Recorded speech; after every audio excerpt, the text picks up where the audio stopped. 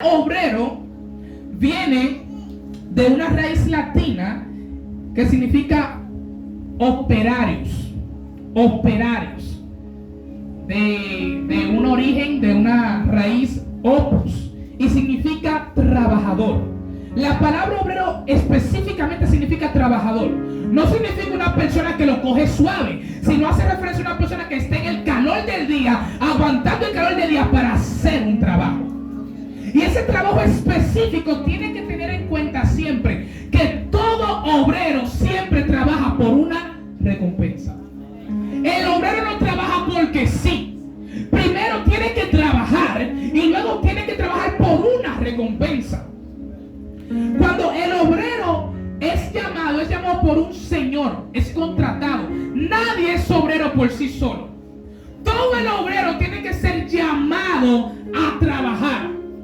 Todo el obrero tiene que ser llamado a trabajar. Y cuando Jesús le hace el llamado a la persona para que venga a él, no es solamente para que sea salvo, sino también para que llame a otros a salvación. ¿Cuántos dicen amén? Dios está buscando personas que sean capaces no solamente de preocuparse por su salvación, sino de llamar a otros a ser salvos. Porque cuando Jesús hace esta oración, dice: Señor, yo no te ruego que lo quites del mundo, sino que lo guardes del mal. Porque es necesario que el cristiano sea obrero para trabajar en la obra del Señor. Y esto lo voy a repetir mucho, porque muchas veces nosotros pensamos que es en nuestra obra que vamos a trabajar, y es en la obra de Dios. Algo que quiero tener en cuenta, esto lo vamos a hacer bastante sistemático, y es que todo obrero siempre debe recibir una recompensa. Todo obrero siempre debe recibir una recompensa. Y la recompensa debe ser grata o proporcional al trabajo que usted haga. ¿Qué es el obrero en la antigüedad? Antes de explicar eso, es necesario ver lo que dice el versículo 2. Dice: la mies es mucha. La palabra mies significa trigo, es el grano del trigo que se usa para hacer harina. A eso que se llamaba mies. Cuando los campos estaban listos, se decía que la mies ya estaba lista, porque eran campos de trigo preparados para hacer pan. El trabajo del obrero consistía en esto: ellos iban al campo y recogían las espigas. Luego que recogían las espigas, las sacudían para que los granos salieran, y a eso se molía para hacer harina y luego hacer pan, a lo que llamamos hoy en día el trigo. Amén. Amén. El obrero de la antigüedad era contratado o podía ser un siervo de la casa, pero recibía una recompensa por su trabajo. Quiero hacer una diferencia acá. No es lo mismo hablar de obrero y de hablar de siervo. El siervo es un esclavo que está en la casa, pero al siervo que se contrata por dinero se le llama obrero. Amén. Hay una diferencia clara. El obrero es contratado específicamente para un trabajo. El obrero es contratado no para sentarse, sino para trabajar. Ahora, ¿cuántos son obreros de Dios aquí? Aleluya.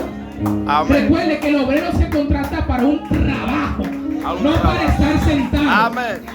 ¿Cuántos son obreros de Dios? Amén. Amén. Dice la palabra en el libro de Mateo, capítulo 20, versículo 2. Libro de Mateo, capítulo 20, versículo 2. Aquí hay una historia bastante fascinante.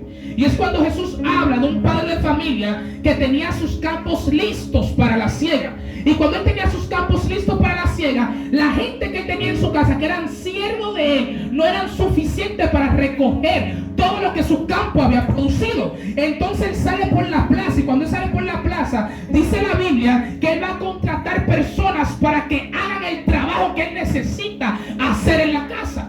Y dice la palabra del Señor lo siguiente: porque el reino de los cielos es semejante a un hombre, padre de familia, que salió por la mañana a contratar obreros para su viña, y habiendo convenido con los obreros en un denario al día, los envió a su viña.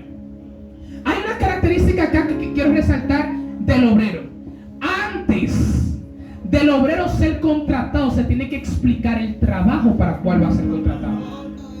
Cuando Dios te llamó, te explica que ya no vives tú, sino que Cristo debe vivir en ti. Por tanto, todo obrero de Dios tiene que ser una persona que se muera a sí mismo para que Cristo viva.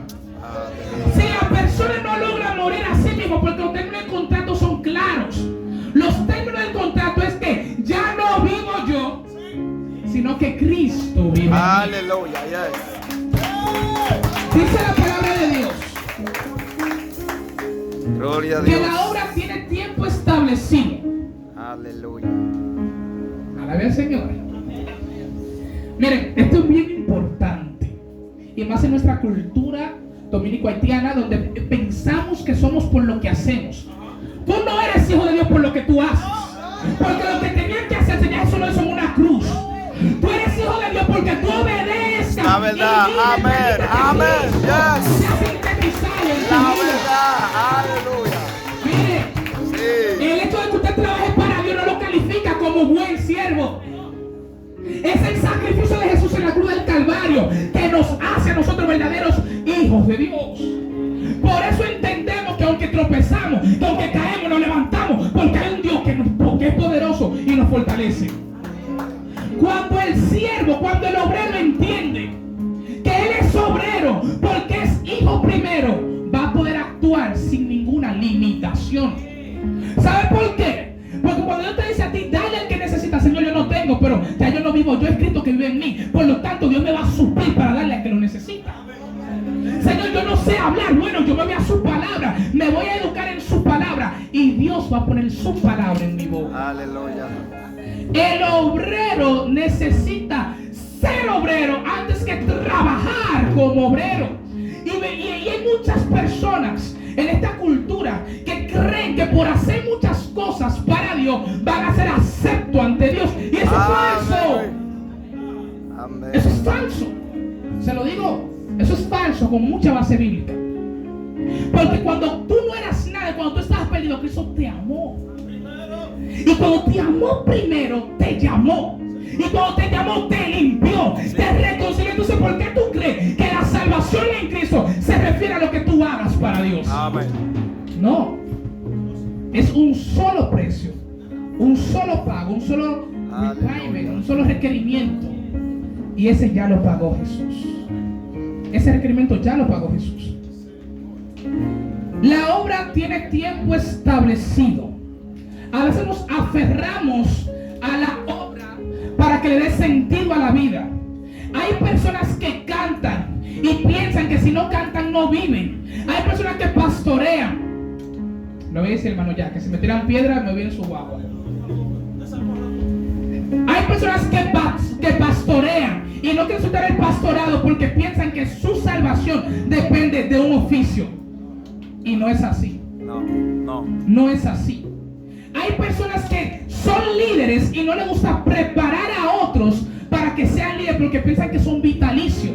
Y no es así, eso está mal. Eso está mal y a Dios no le agrada. Dios siempre te va a mandar a ti a preparar a otros para que lleguen donde tú no pudiste llegar. Aleluya. Oiga, mire lo que dice Jesús. Mire, escuche esto. Dice la Biblia en Lucas 10:1: después de estas cosas designó el Señor también a otros 70, quienes envió de 2 en 2 delante de él a toda ciudad y lugar a donde él había de ir. Jesús es vago, no, mas sin embargo se provee de personas para ir a los lugares que él tenía que ir. Entendamos esto como la obra, como mi trabajo en Dios tiene tiempo definido. Tengo que preocuparme en equipar a otros para que puedan llegar donde yo no puedo llegar. Pero cuando yo equipo a otros para llegar donde yo no puedo llegar, mi legado permanece. Y el secreto del buen obrero es saberse que la obra no es de él, es de Dios. Y como mi obra, como la obra para que yo estoy trabajando es de Dios, yo tengo que preocuparme por los intereses